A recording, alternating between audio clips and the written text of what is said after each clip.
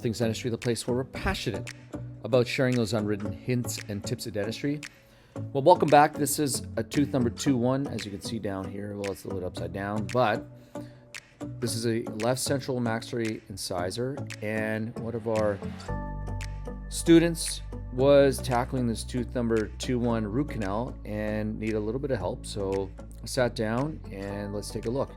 So here's the access, and I would say this is a beautiful ninja access, maybe not even a ninja, maybe even bigger than a ninja, like 2 ninja accesses. But when we're brand new and kind of brand new in dentistry, I highly recommend making that a little bit of a larger access.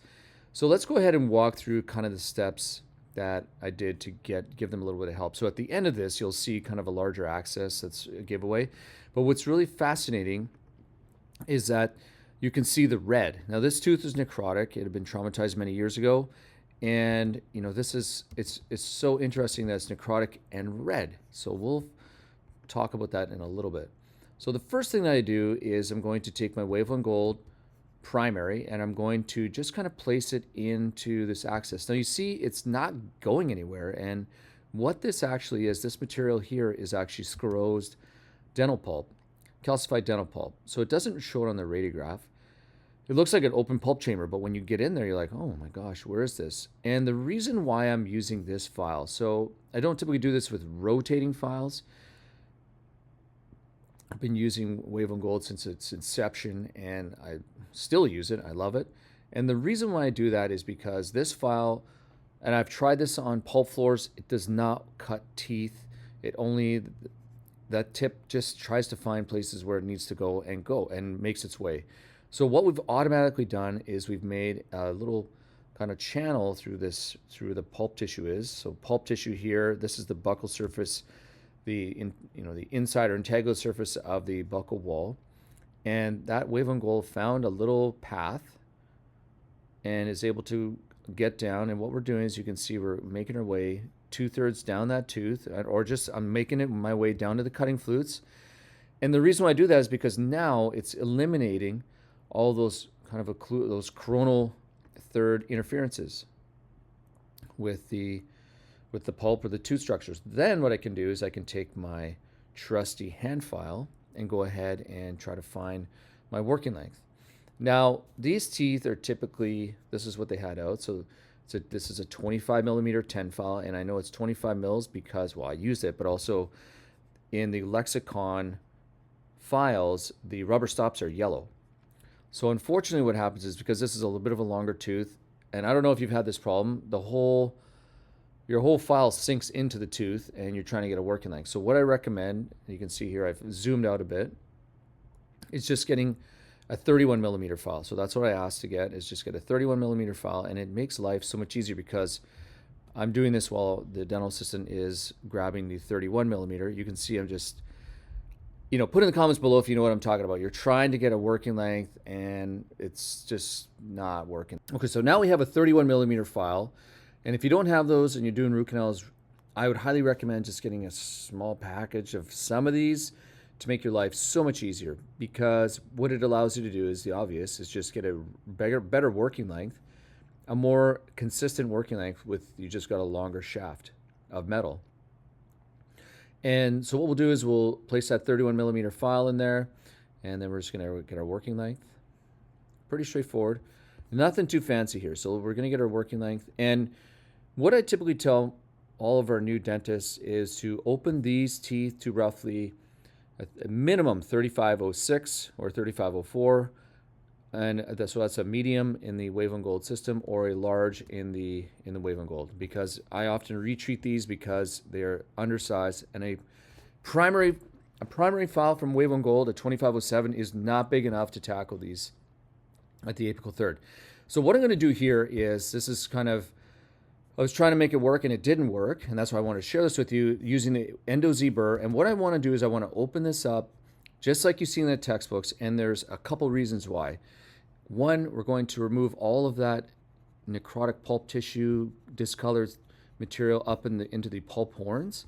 And two, we want to get rid of this sclerosed pulp. You'll see why in a second. Now, what happens is I find on Instagram and all these other social media platforms is if the accesses are just too small, especially for anterior teeth. Now, if there's no, if it's completely calcified and there's no pulp tissue floating around in there, I mean, that's okay. But my experience has been that oftentimes there's pulp tissue remaining, and what I'm doing here with the endo zebra is just to open up that access. However, it didn't work because the pulp tissue is sclerosed. Now you can see here, let's go ahead and take a look with the mirror. So I got a little bit of opening, but I see this material here. I want to get rid of that. So I'm okay with this, kind of a more triangular shape. But what we're going to do is we're going to use a long shank diamond burr, and I'm going to run that more in a long axis. I'm going to try to follow the long axis of the tooth to try to prevent perforating. We're not going to perforate. Hopefully we get a little more focus here. There we go. Boom. So this here material is still calcified pulp tissue. So I'm going to open up that access, and we're also going to remove a little more palatal and remove a little more of that calcified tissue there.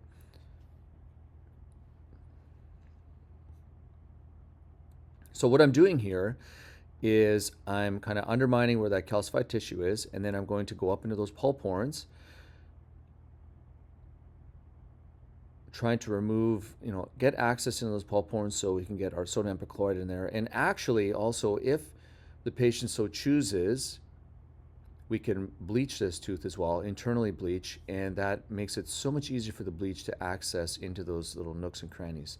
Now, of course, this tooth is already stained, but if you have a vital tooth that you're doing endotherapy on and it's got a large pulp chamber, I highly recommend you opening it up to a standard size to be able to access and get rid of, even there's typically really thin veils of tissue that remain even after I've done the root canal and I go to just confirm that all that tissue is gone under like 10 magnification. Usually it's still there, and I'll take a Munzber to remove it. Okay, so here we are. We've opened up our pulp chamber, our access, if you may, pretty standard size. We're going to rinse with sodium hypochlorite. Rinse all that debris out of there. And you can still see in the corners, we still have some of that pulp tissue there. I'm just going to get this, what I wanted to do in this case for this student, I wanted to remove this stone, scrolls this pulp tissue out of there, because I didn't want it to get sent apical, and then it's really a difficult issue. So I'm going to flick that out of there, and look at this. So this is sclerosed pulp tissue. And look what came with it. And it's interesting that this tooth has been necrotic for a very long time. So I was trying to make this little pulp tissue snake dance, but it was not happening. Kind of like this. So satisfying. I'm not sure why. And let's see, I can't remember if I remove any more of this little bit of a lip here. Okay, so no, I don't. So one of the things you can do, let's just talk about this, is just to finalize this. I think I just left it because for the student to take care of. What you can do is remove a little more of this just so you can see straight line access down the canal. And then we can get just kind of a better cleaning, better disinfection. Is it mandatory? Definitely not. But anyways, hopefully this is helpful. It's a pretty straightforward case, but there's a few nuances in there. And like I said, just to finalize, what I'm trying to do is to remove any of that pulp tissue from these little pulp horns just to make sure that they don't further stain the tooth down the road. And that's really critical for teeth that have not discolored. Now, what you can do, like I said, is you can internally bleach this. This is typically bleached already, or typically stained already, so we would need to bleach this. And internally bleach is a very straightforward procedure. And yeah, let me know what you think. We'll talk to you soon. Cheers. Hey, Ash here, and I wanted to take a second of your time just to introduce our course, Root Canal Like an Endodontist. We've had it for a couple years, and we've had some amazing successes through it. Just confidence building on behalf of our students. And really what happened was a few years ago, I wanted to create a course to help others because I know what it's like on your endo journey. A lot of times you don't know what's going on. You don't know if you've ledged it. You don't know what to do if you blocked it. You don't even know if a curved canal, what to do. And what I wanted to do was take all my mistakes and my training from my residency and put it into a affordable online course for everyone around the world to join in.